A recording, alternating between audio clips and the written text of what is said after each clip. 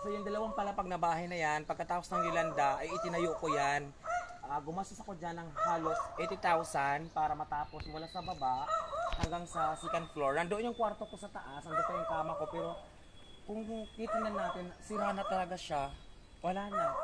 So, parang nanghihinayang ako na nangyari sa kanya yung bahay dahil siyempre walang tao. Halika, ilapit natin yung camera. Si Gary nga pala yung kumuha ng video sa akin. Hay, mag-hi ka, Gar. So, ayan o. Yan yung bahay ko na dalawang palapag. Pasira na siya. Lapitan natin. Ayun ang kwarto ko sa taas. Kung makikita ninyo, ayun o. Ang pangalawang palapag, nandun yung kwarto ko. Nandun pa yung kama ko. Ito yung baba. So, ito yung dati kong tindahan. Ito yung tawag na flooring. Wala na, sira na siya. Ayan ang mga haligi. Ayun, ginawa nilang bodega. Yan ang CR ko nung una. Tambakan nila ngayon ng palay. Ayan. Ito yung bahay ko. So, sa naiwan kong bahay, may tanim ako mga puno ng langka. Ayan o. Ayan. Ito yung likod ng bahay ko. Ayan ang bahay ko sa taas. So may terrace siya. Ayun o. Makikita kayo yung kama ko dito. So ayan nga, nandiyan pa yung kama ko sa taas. Sa second floor. Ayan, nandiyan pa yung kama ko. So yung baba, ito napakaraming puno.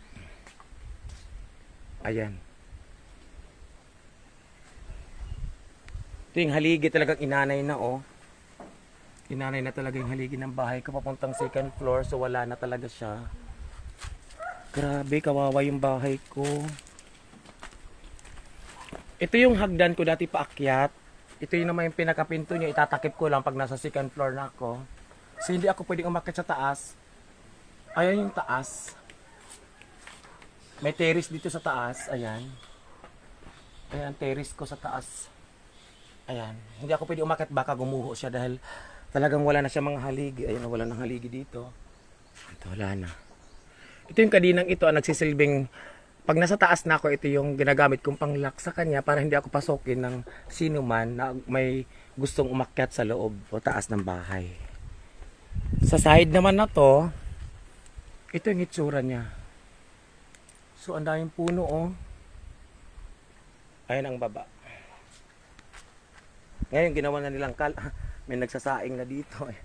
Ayan ang itsura ng bahay sa may bandang gilid. Kusina. Ito yung ang tawag dito terrace, papuntang kwarto. Ito yung puno ng mangga sa harapan ng bahay ko.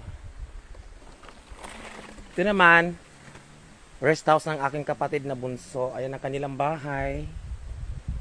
Ayan. Ito naman yung harapan ng bahay namin, semento. Saan tayo ngayon iinom? Si Gary napapagod na at saka mga kasama ko. Ayan na. Ato yung radyo na ubos. Tara nga to kita. Tabay? Tira Edwin, tara.